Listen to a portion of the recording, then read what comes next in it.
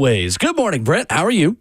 I'm doing well. Hope you guys are well this morning. Morning, Hubs. We're good. It was good to see the crew in action last Saturday in Knoxville. It was also good to see another flyover of Ramon Foster just go totally viral on social media, Brent. This is becoming a thing very quickly. It is becoming a thing. He timed it right. I'll give him credit.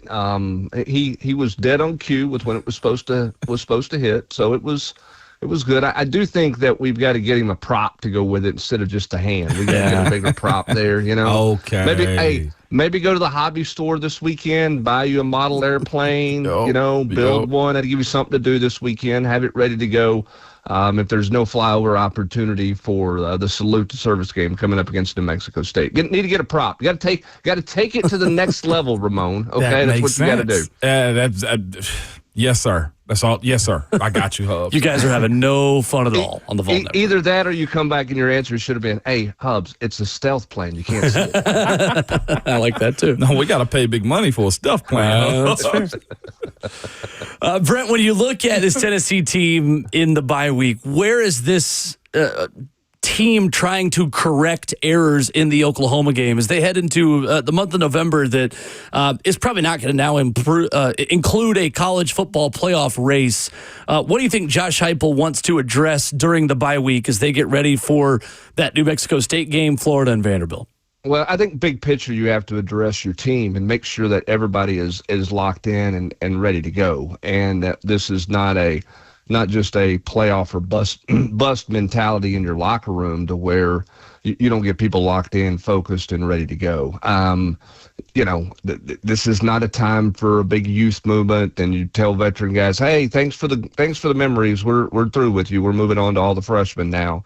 I do think you should take opportunities when you have them to play young players, particularly if it presents itself against New Mexico State. But you've got to make sure your team is dialed in first and foremost and locked in to continue to improve and to do the things you've got to do to try to play at your best every week. That's your first step mentality-wise.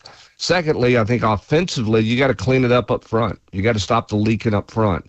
9 sacks the last 3 games that Tennessee has given up. That's too many. It's pretty clear when they protect the quarterback, Tennessee can move the football. Now, I know Joey made a couple mistakes, but and those have to be cleaned up as well. But you've got to start fixing it up front because you need to be able to run it better and get some balance, and you got to be able to protect the quarterback. Defensively, you're trying to build off what you did, and it starts with tackling. Tennessee had been averaging 12 missed tackles a game going into the Oklahoma game. They only missed 5 against Oklahoma. That was a big improvement. That has to continue, particularly in the secondary at the third level of the defense. You got to continue to try to get a pass rush going. You got to work on your pass rush lanes because guess what? DJ Lagway can run. He's a mobile quarterback. We know what Diego Pavia can do. He can run. So you've got to clean that part of it up. So there are plenty of things to work on, but I think the biggest hurdle right now that you want to make sure you clear is just a mental approach that your team has, and it not be just a playoff or bust mentality within your team.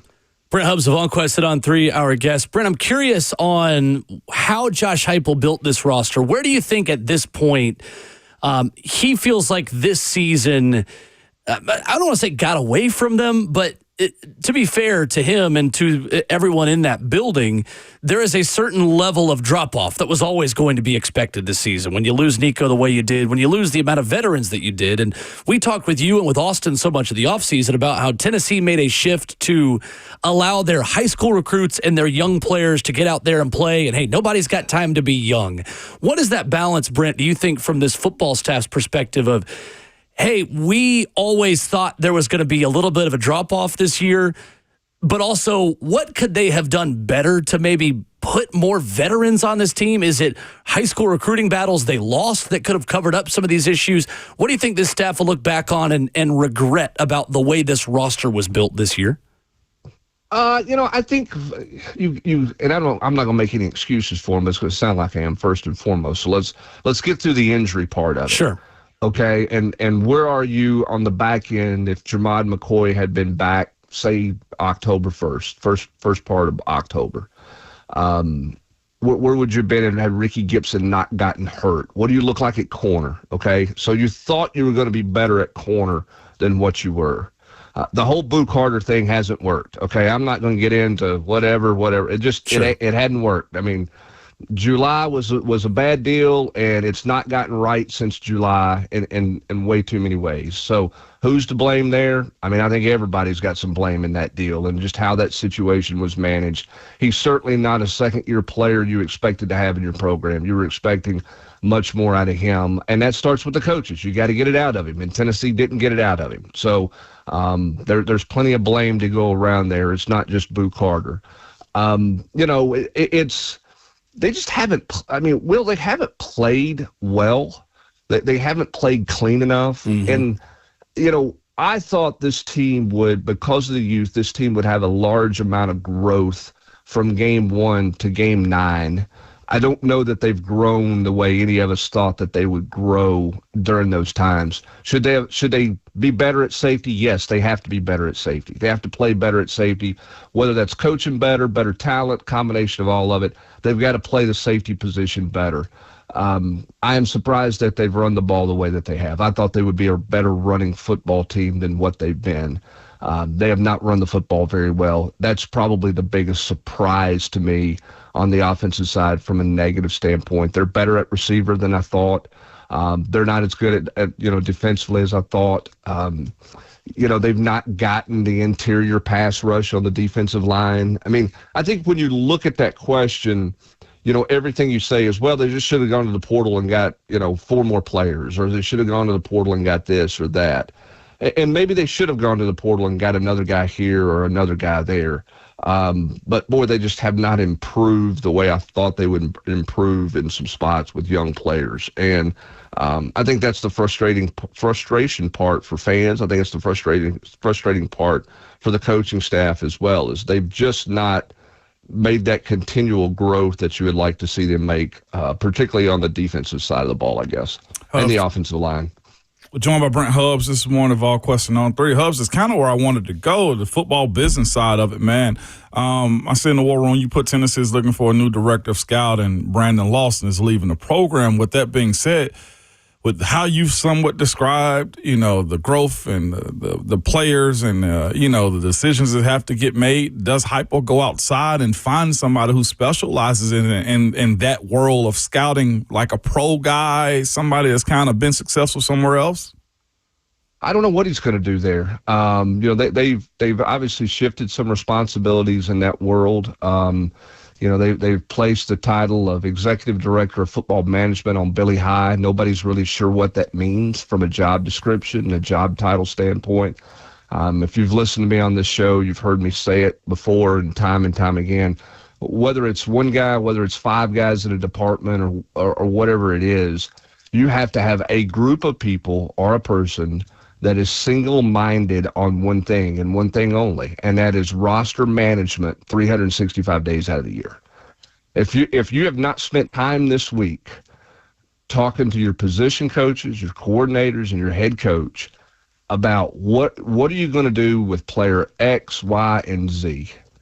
Which one do you anticipate coming to you and asking for more money? Probably X, Y, and Z, but how much are you going to change their salary, if you will? Let's just call it what it is. How much are you going to change that?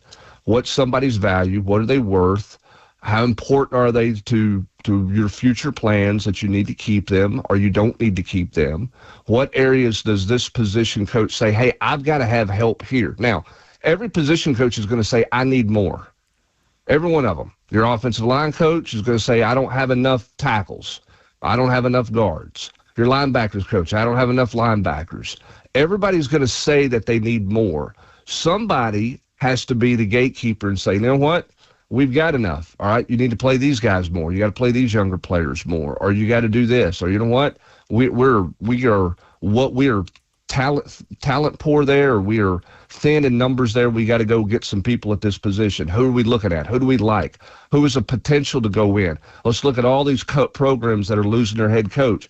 Which one of these guys may go in the portal? Or are some guys there that we like, that we want to look at, that we want to dive deeper into? Do we get somebody to reach out to their agent, figure out where their interest is? My point in all of that is those people don't even need to be on the sidelines on game day, to be honest with you. They don't have any role there. Their role is all about scouting, future opportunity, future players in the high school ranks and the portal ranks, and identifying needs very early in the process, and those needs will change. What you thought you needed in August, you may not need right now, or what you thought you didn't need in August, you may need more of right now. That has to be on the forefront of the mind of that group of people or that individual all the time. Understood.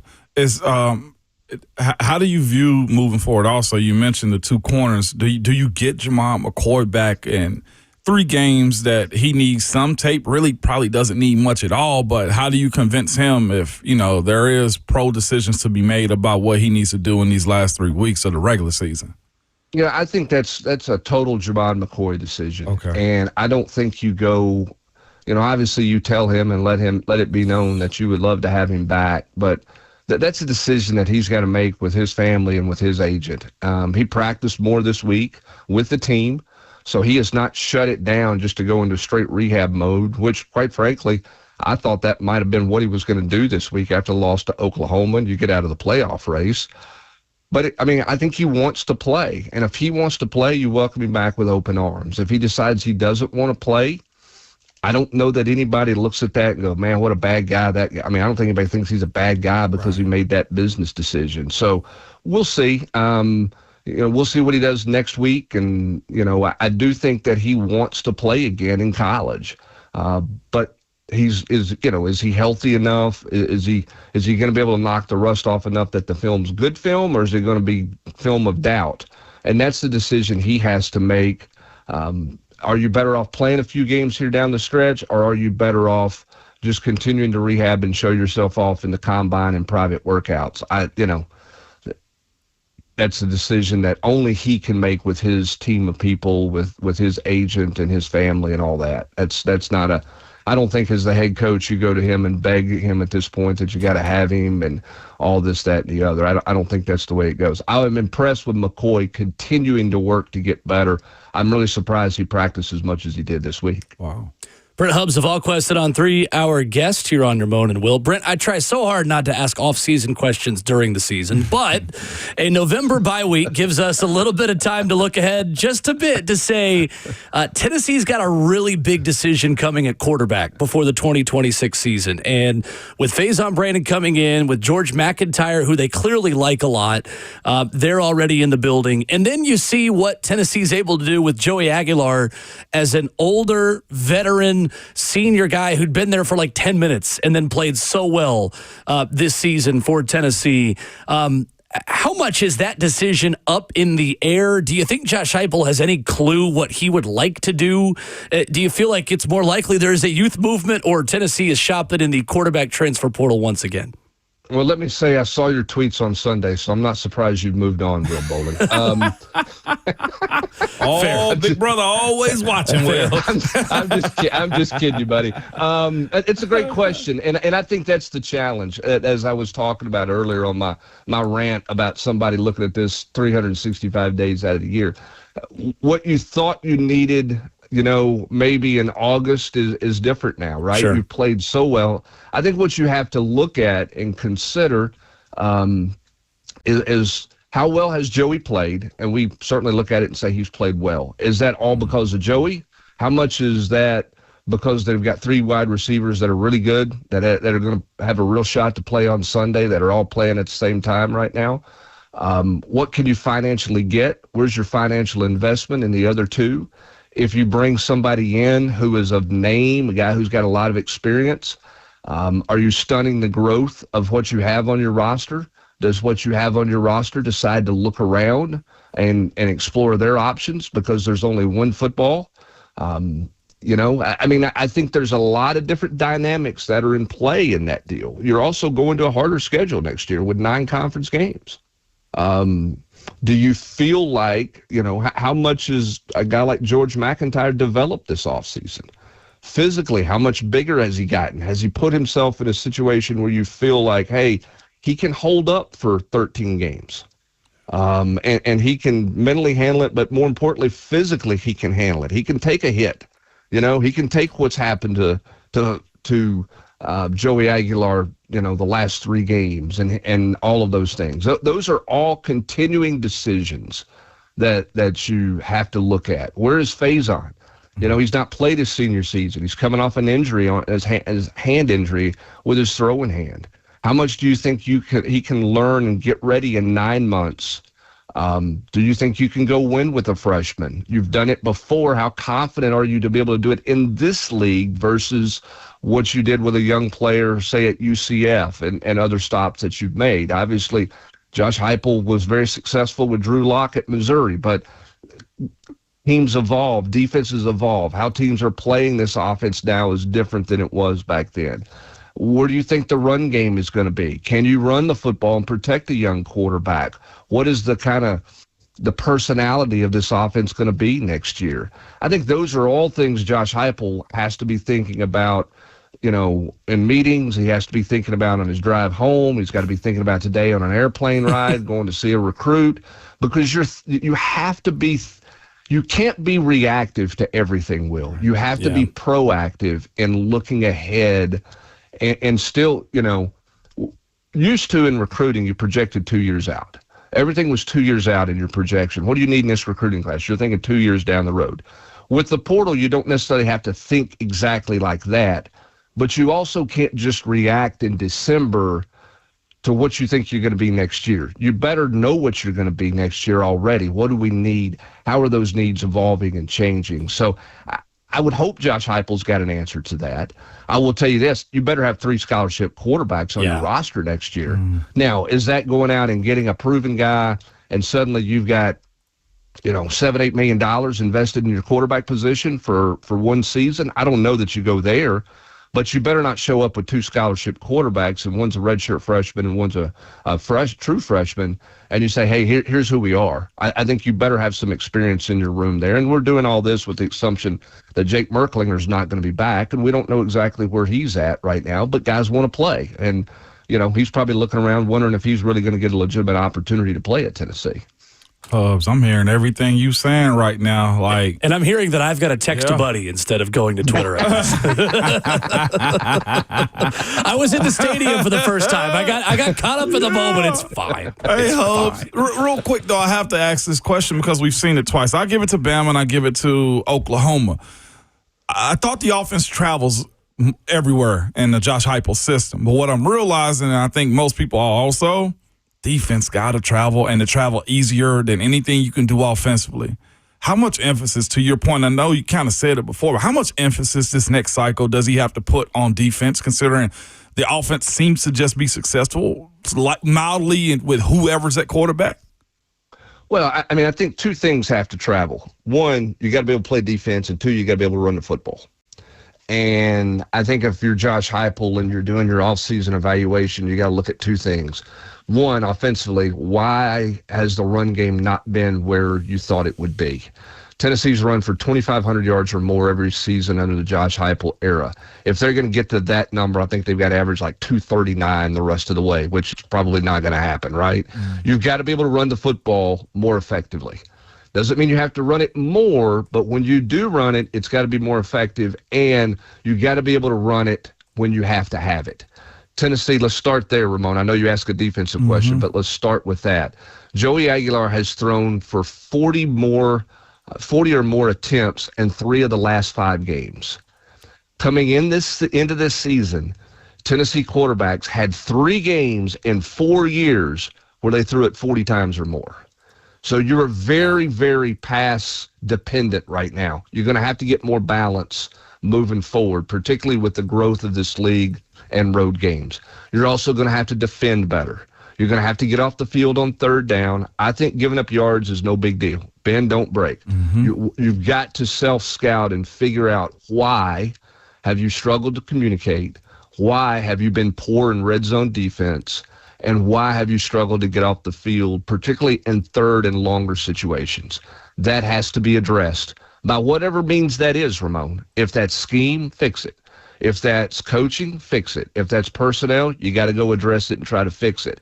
But yes, they have to be better defensively, because when you look around at this league, there were 6 games last week in the league. 5 of them were decided by a touchdown or less.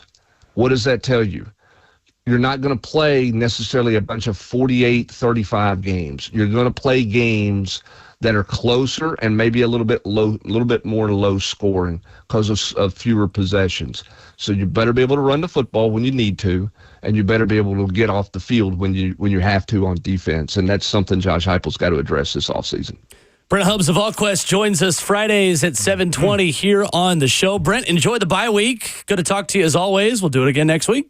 All right, thanks, guys. Have a great weekend. Thanks, Hubbs. Yes, sir. Brent Hubbs of VolQuest, our guest this morning, presented by Ascend Federal Credit Union, your financial partner for every stage of life. We have a saying that Taylor Zarzer has enjoyed that I said about some of my tweets. What's that? Where I told him once, I was like, maybe some of these should have kept in the drafts. And he thought that was hilarious, him and our statistician, Kevin Maloney. Yeah. So I was like, Brent Hubbs also telling me there's some that should have stayed in the draft. Simmer down. I'm kidding.